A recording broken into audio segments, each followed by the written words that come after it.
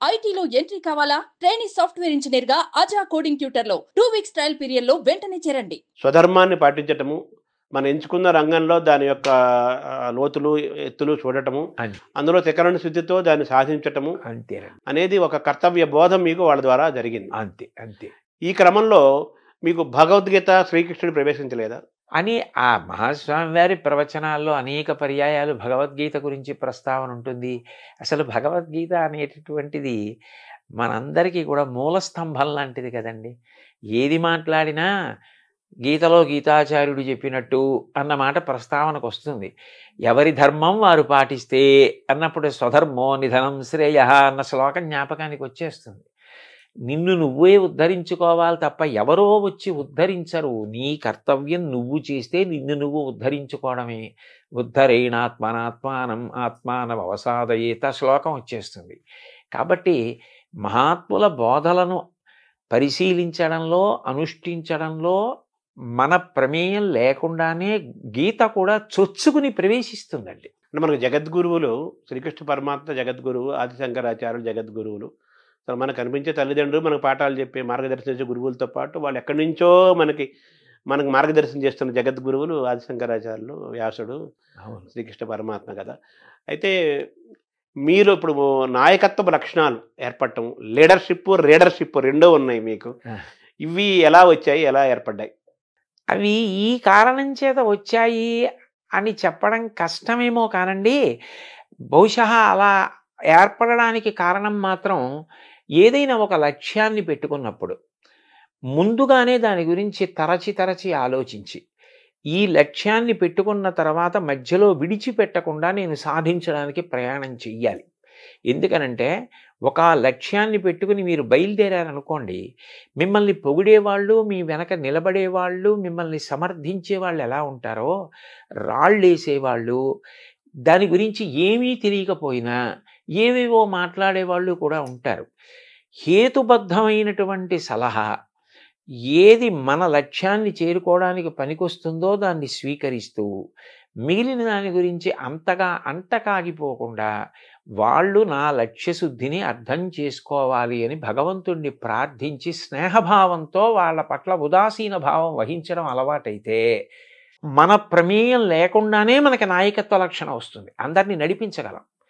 లేకపోతే ఏమవుతుందంటేనండి, ముందు పొగిడితే పొంగిపోవడం, ఎవరో తెగిడారని కుంగిపోవడం అలవాటైపోయిన వాడు తానే ఉద్ధాన పతనాల్లో పడిపోతే వెనక ఎవరిని నడిపించగలడు? అప్పుడు తను ఏది అనుకున్నా దాన్ని సాధించడం అన్నది సాధ్యమయ్యే విషయం కాదు. మీకు నేను ఈ విషయంలో కొద్దిగా చొరవ తీసుకుని నన్ను నేను పొగుడుకోవడానికి కాదు, ఒక్క విషయం చెప్తాను. నేను మహాస్వామి వారి అనుగ్రహ భాషణాలు చాలా చదివా. ఆయన ఏది చెప్పినా సాధికారికంగా సంతోషంగా చెప్తారు. ఒక్కసారి ఆయన గోమాత గురించి చేసిన అనుగ్రహ భాషణంలో, ఒక పీఠాధిపతిగా గో సంరక్షణ కొరకు నేను చెయ్యవలసినంత చేయలేకపోయానేమో అని నాకు బాధ కలుగుతూ ఉంటుంది అన్న మాట నేను చదివాను. నాకు చాలా బాధ కలిగింది. అంటే ఆయనకి ఇంకా గో సంరక్షణ విషయంలో తగినంత చేయలేకపోయానన్న బాధ ఉంది. అప్పుడు నా కర్తవ్యం అంటూ ఏమైనా ఉంటే ఆయన నమ్మిన వాడిగా నేను కొన్ని గోవుల్ని కాపాడడానికి ముందుకు వెళ్ళి, ఏదో నేనొక్కడిని గోవుల్ని రక్షించడం కాదు, గో సంరక్షణ అన్నదాన్ని ఎందుకు చెయ్యాలి అన్నది వ్యాప్తి చెందేటట్టుగా చెయ్యడానికి ప్రయత్నం చెయ్యాలి. అప్పుడు ఆయన సంతోషిస్తారనిపించింది. మొదలుపెట్టాం గోశాల. మీరు వచ్చి చూశారు. అది ఇవాళ అంత గొప్పగా నడుస్తూ ప్రతిరోజు 2 పూటల 60-70 మంది కార్యకర్తలు వచ్చి స్వచ్ఛందంగా పనిచేసి అంత సంతోషంగా అక్కడ కార్యం జరుగుతోంది అంటే ముందు నమ్మకం ఉండాలి. మొదలుపెట్టిన తర్వాత ఎన్నో విమర్శలు వచ్చాయి. వెనక్కి లాగేవాళ్ళు వచ్చారు, ముందుకు తోసేవాళ్ళు వచ్చారు. ముందుకు తోస్తే పడిపోకుండా, వెనక్కి లాగితే తూలిపోకుండా నిభాయించుకుని పెద్ద ఆయన చెప్పిన మాట మనకుందన్న నమ్మకంతో వెళ్ళిపోవడంలోనే లక్ష్యశుద్ధి. అక్కడ నాయకత్వం తయారవుతుందండి.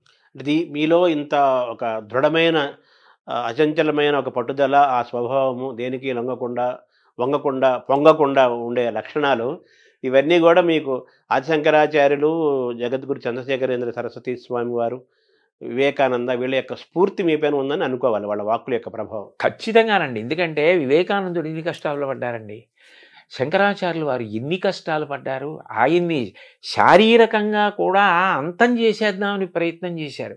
ఎవరి మీద ఆయన శత్రుభావన పెట్టుకోవాలి, అందరితో మాట్లాడారు, అందరినీ మిత్రుల్ని చేసుకున్నారు. చిట్ట చివరికి 32 ఏళ్ళు పూర్తయ్యేటప్పటికీ అందరూ ఆయన మార్గంతో ప్రేమతో కలిసి నడిచారు.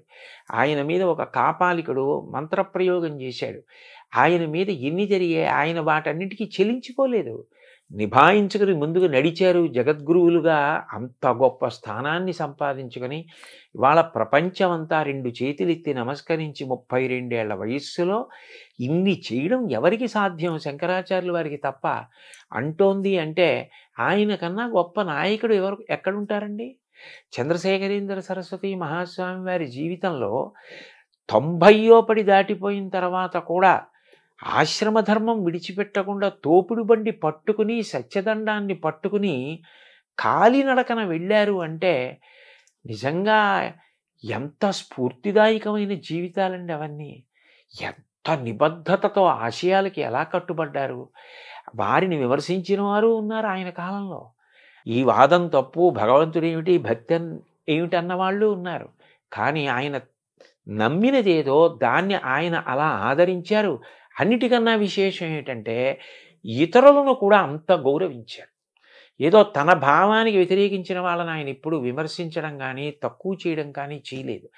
నాకు మహాస్వామి వారిలో చాలా నచ్చే విషయం ఏమిటంటే ఒకసారి నాస్తికుల గురించి ఆయన మాట్లాడారు. ఆయన అన్నారు, భగవంతుడు ఉన్నాడు అని నమ్ముతున్నానని చెప్పి పాపం చేసేవాడి కన్నా లేడు అని చెప్పి లేడన్న భావనతో బతికేవాడు ఒక మెట్టు పైనున్నవాడే కదా. ఎంత గొప్ప స్పష్టత అండి. మనకంటే వాడు ఎక్కువ ఆలోచించాడని స్పష్టతే కదా. ఆయన సిద్ధాంతానికి కట్టుబడ్డాడు. ఆయన నీ సిద్ధాంతానికి నువ్వు ఎక్కడ కట్టుబడ్డావు? ఉన్నాడు అంటున్నావు, ఉన్నాడు అని అంటున్నప్పుడు ఉన్నాడన్నవాడి పట్ల భక్తి భయాలతో నువ్వు అట్లాగే గౌరవంగా బ్రతకాలి.